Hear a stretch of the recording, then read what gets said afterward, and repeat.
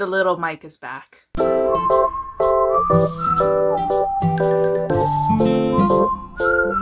Hi guys, welcome back to the channel. Now for today's video, I'm doing another book talk based themed video, whatever we like to call it here. If you guys haven't checked it out already, or if you guys are new to my channel, you guys probably wouldn't know, but I actually put up a video a couple weeks back where I discussed how I tried to go viral on BookTok and my thoughts and feelings towards BookTok, including how I tried to go viral, like my process and what I figured out and what I realized with BookTok, especially talking about my mental health and also the platform itself and whether or not it solves the debate of whether it sells books or not.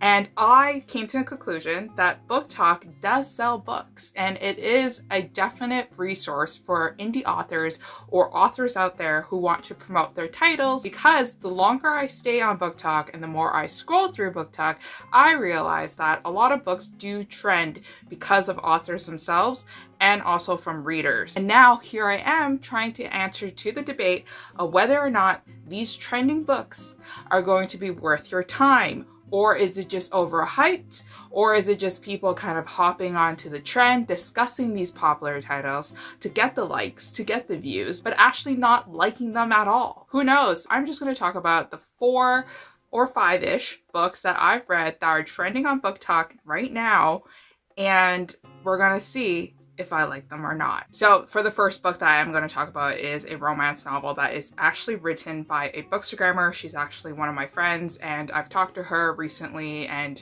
before she even published this novel. Her name is Elena Armos, and this is her debut novel called The Spatial of Deception. Now this book blew up on Bookstagram as well as on BookTok. It definitely got momentum from Bookstagram first, I feel like, simply because Elena is from Instagram originally, from the bibliothèque, and I would say that she has 80,000 followers on that platform, so she definitely had like a fan base to help promote the title.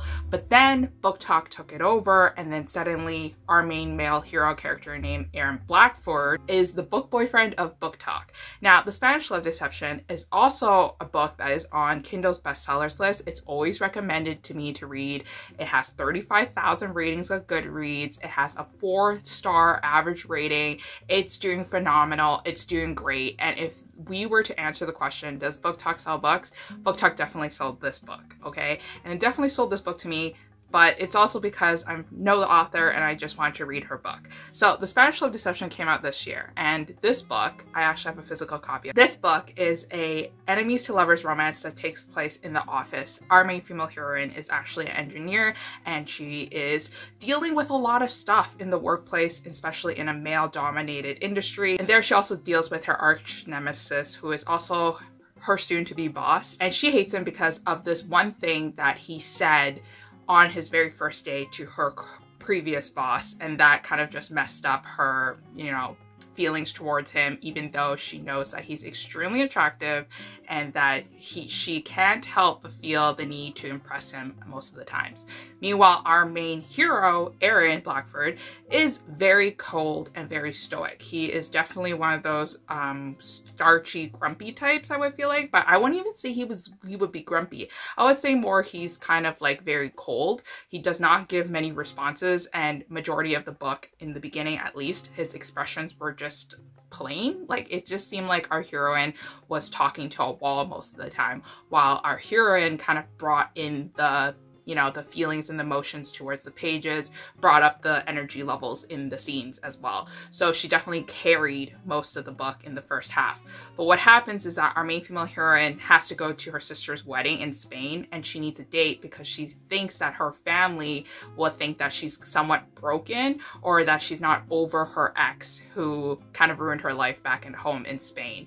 And so she desperately needs a fake date. And of course, our hero kind of steps in and forces himself to be her fake date to this wedding. And they go to Spain, they have a great time there, but then oops, what do you know what happens? They fall in love. And also there's this one bed trope in here as well. So if you guys like travel romances that take place in Spain, that makes you feel like you're in Spain, when in reality you're stuck at home because of the lockdown or because of financial reasons like myself, then this book is definitely the perfect book for you. I would recommend this book to anybody who liked The Hating Game by Sally Thorne. Definitely for the first half of this book, it was very The Hating Game vibes. Like, I felt it. And I personally didn't like The Hating Game. I didn't like it. I didn't think that there was, like, you know, really much to it. I just didn't really see the hype with that one. I think it was because there was just too much hype and there was too much hate in The Hating Game. And this one, I definitely knew that walking in that it would be very much like The Hating Game. And I didn't like our hero in the beginning, to be honest. I thought he was a cold wall. I thought he was an a-hole at some of the times. And I thought that he should be nicer to our heroine, or at least show some emotion, because he came off very cold and aloof. And it just wasn't my vibe. Like, I wasn't vibing with him at all. He didn't really show me that he was nice to our heroine too in the beginning, so it made me less like him in the beginning. But then towards the other half of the book, he changes. Like, he flips the switch and he becomes this like romantic hero that everybody wants in a romance novel and everybody craves for in real life, and it's almost too good to be true, I feel like. So you have to extend your belief on some parts of what he did to achieve trust in our heroine and to like make her fall in love with him. Maybe that's just because I'm a cold cynic, and sometimes I like my romances to be fluffy and sweet, but not too fluffy and too perfect, if you guys know what I'm saying, or else it's just going to be like a pure fantasy novel.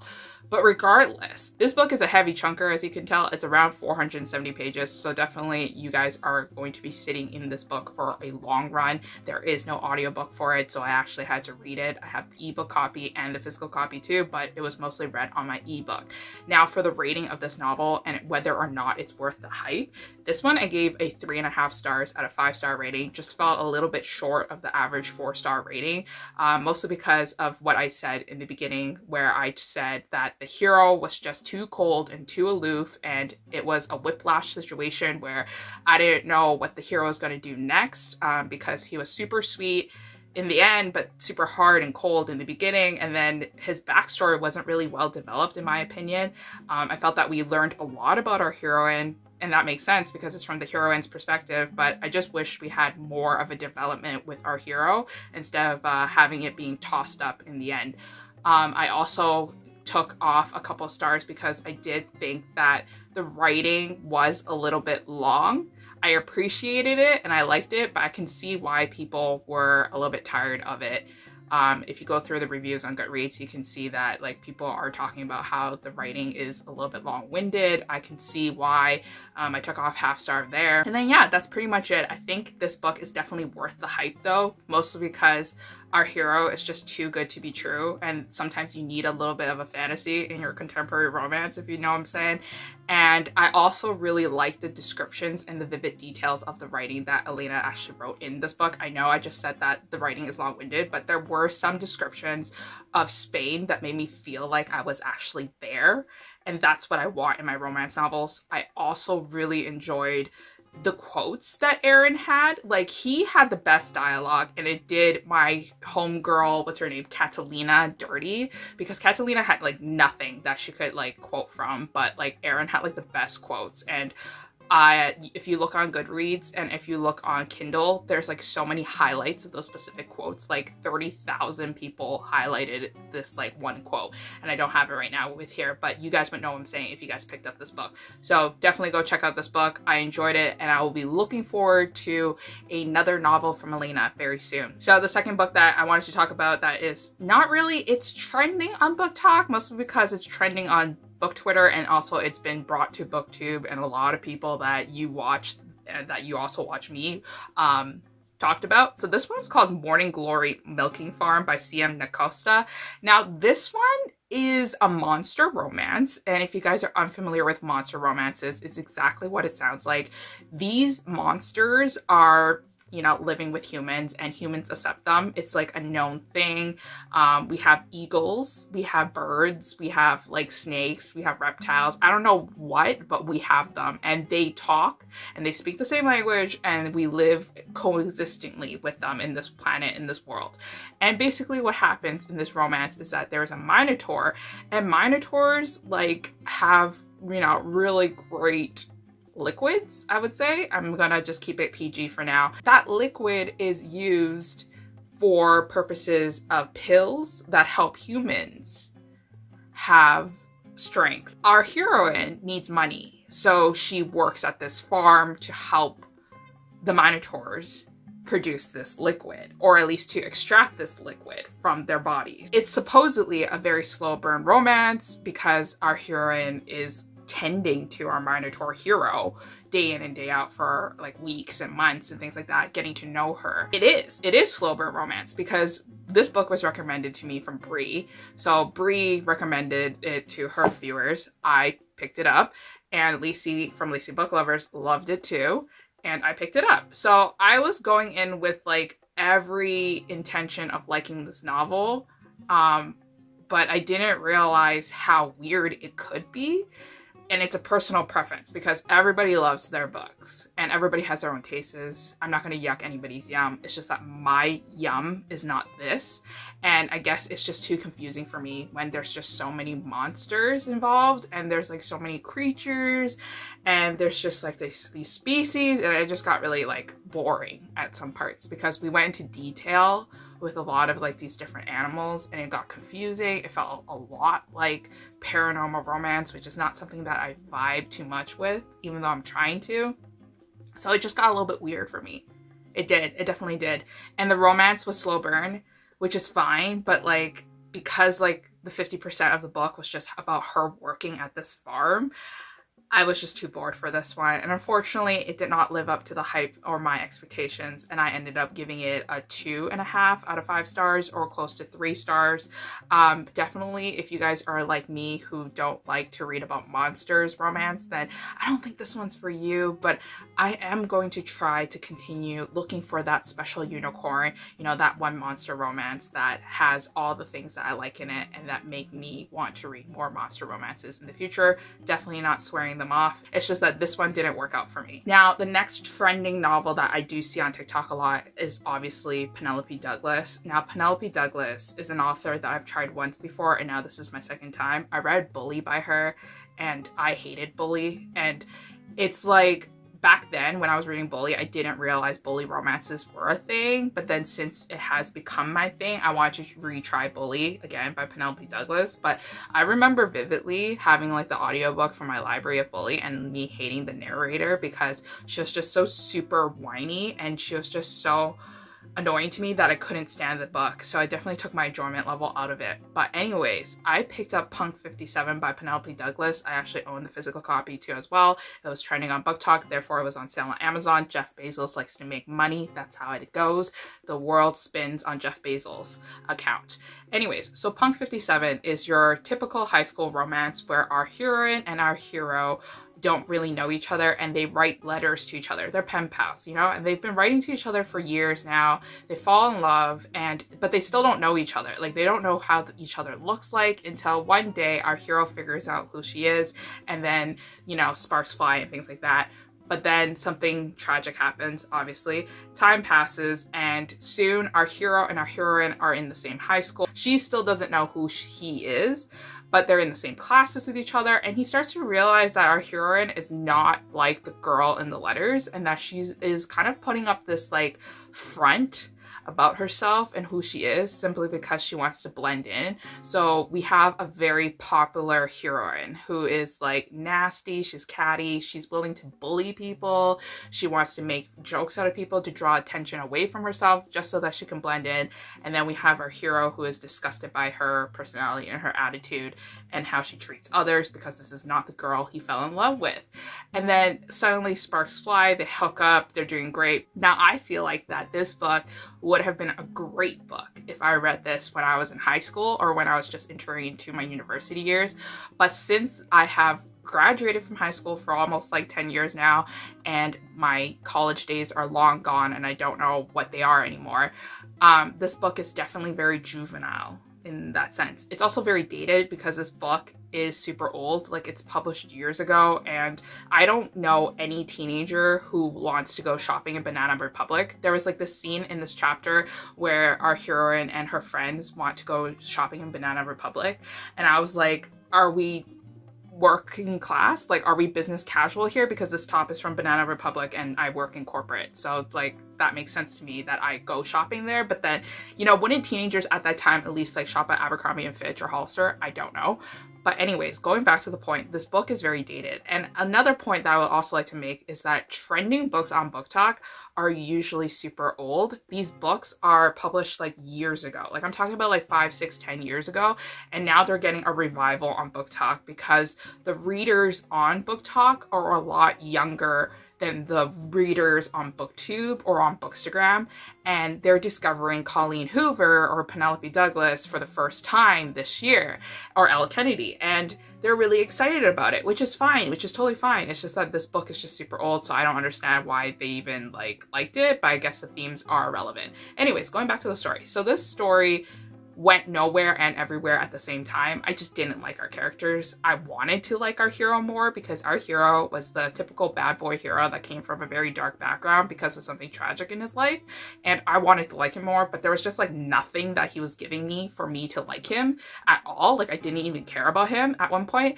And then our heroine, like, hello, like she is the class, you know, blonde Mean Girls type Regina George character that I can't stand in books because like they're so vapid and so materialistic, and if their character arches are not good, then I do not care even more. So this book I had to unfortunately give up on, and I start to realize that maybe me and Penelope Douglas don't match and that we are not compatible at all. But was this book worth the hype?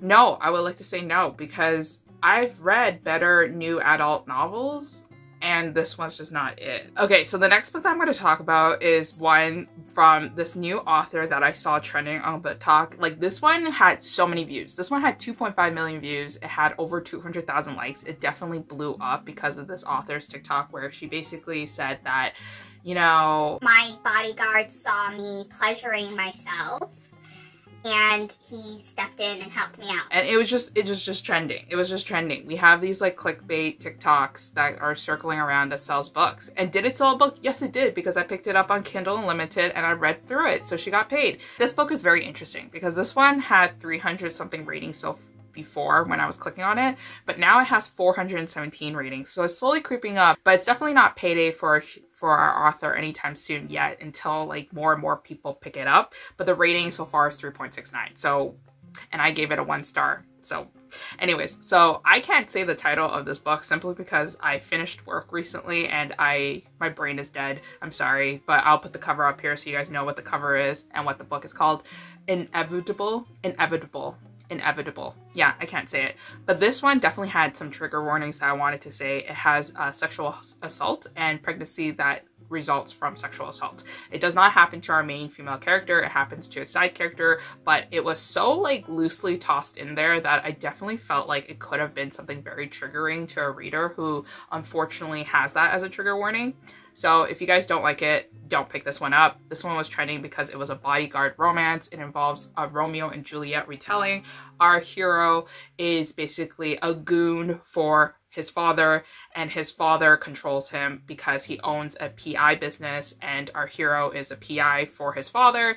Our hero's father controls all the money, and even though he makes a lot of money for the firm, he doesn't get paid a lot, and then the money that he makes from the firm, he actually gives it to his sister, who his father disowned, because unfortunately our hero's sister got sexually assaulted and she was pregnant from it, and then she now has a child, and the father doesn't like that, so our brother takes care of her. Anyways, so our hero is forced to become a bodyguard for our heroine, who is the arch nemesis of our hero's father.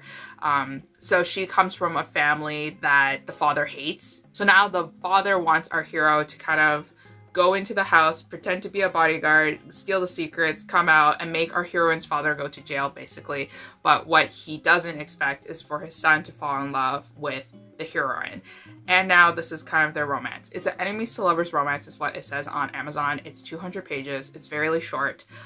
It was a trash fire from beginning to start, I feel like, mostly because the writing was just not for me, but also because our heroine was once again one of the characters I despise the most, which is very vapid, materialistic, and does not have a good, clean redemption. She does not have a good character arc. Like, I just did not see any improvement from her whatsoever from beginning to end. It was really frustrating at some points too as well. But anyways, our heroine like is spoiled bratty, and then our hero kind of like gives her like his 2 cents and like insults her back when she insults him. And I thought that was really weird because, like, you know, you're the paid person, you know, you can be replaced if you insult your employer like this. So I thought that was really weird. Enemies to lovers aspect lasted for like 20%, and like the rest of the book was just literally like lovers. Like, they were, you know, hooking up, they were falling in love with each other very quickly, might I add.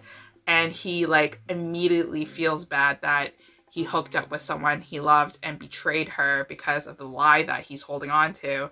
And it was just so dumb. Like, and then there's like action suspense, like, you know, our heroine's dark past is revealed and we finally know whatever happened to her brother, you know, and then we know what happened to like the father and things like that, and like all this like tragic stuff that's happening. And I just could not care less. Okay, so the last book that I want to talk about is actually a book that I haven't read recently, but it is trending on BookTok, but I thought I would give my 2 cents on it. Of course, it's a Colleen Hoover novel, and yes, I know that there are many trending Colleen Hoover novels on TikTok that I haven't read yet. It's like It Ends With Us, and also Verity is 2 novels that are trending, but I haven't read them yet. But one that I'm seeing a lot that I have read is actually Ugly Love. Now, Ugly Love was a book that I read in 2016, so that's like 5 years ago now. It's a pretty long time. Anyways, I remember reading this novel vividly because it was just such an experience. Like, reading Colleen Hoover is so like visceral. Like, you can feel the emotions that our characters are in. You feel like you're in that setting and you just end up crying and bawling your eyes out. So I can see why Colleen Hoover is a very popular author on BookTok, and also for, you know, the readers that are just starting out in the new adult age. So Ugly Love was definitely one of those books that reminded me a lot like 50 Shades. It had a darker tone to it. It had a hero who was very dark and mysterious. We didn't know what was happening with him. I believe he was a pilot, and he was just all like sexy goodness, and it was just all good things, all great things happening. And then we have our heroine, who is kind of like, I believe she was still like a college major. She was studying school. She's definitely younger, and it was like the brother's best friends trope. So it was like mysterious and taboo and forbidden romance, and it was like a secret relationship. But then our hero obviously had a very tragic backstory. You know, he was married prior, he had a family, and it ended tragically, and now we need to start to piece it together and figure out why our hero doesn't believe in love anymore, doesn't want to get too emotionally attached, doesn't want to get married anymore, and things like that, so that we can see our hero recover and also fall in love again and to give love a second chance. Now, this one I gave it a 4 out of 5 stars, mostly because it is that dark and mysterious novel and that thing that I love and crave the most. Like, I love myself a dark and angsty hero who actually has reasons of why he's acting like a jerk and an a-hole most of the times, and why he doesn't believe in love. I felt that the reason of why he doesn't feel this way is valid, and I felt like the emotions definitely conveyed a lot. But also at the same time, the villains in the story was forgiven a little too easily. According to my 2016 Goodreads review, I felt that there could have been more to our hero kind of just complaining more, maybe getting more angry, maybe having the villain beg for forgiveness and things like that, so that he can just, you know, get that oomph, like get that fulfillment that he gets, that closure that he needs with all this guilt that he's been carrying with him for like all these years since like the sad bits of his family. This book definitely worth the hype. I'm probably gonna read It Ends With Us or Verity.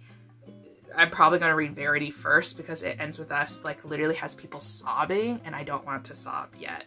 So Verity will be my next book, which is a romantic suspense novel, and it's like creepy, and I think it fits the vibe. But anyways, that is it for my video on books that are trending on TikTok and whether or not it's worth the hype. Once again, this mic is unplugged. Let me know if you like this video or not. I have a lot more books from TikTok that they recommended to me that I want to try out and read. So if you guys liked it, let me know, and then I'll see what I can do. I'm a people pleaser. I'll see you guys again next time in a new video. Bye.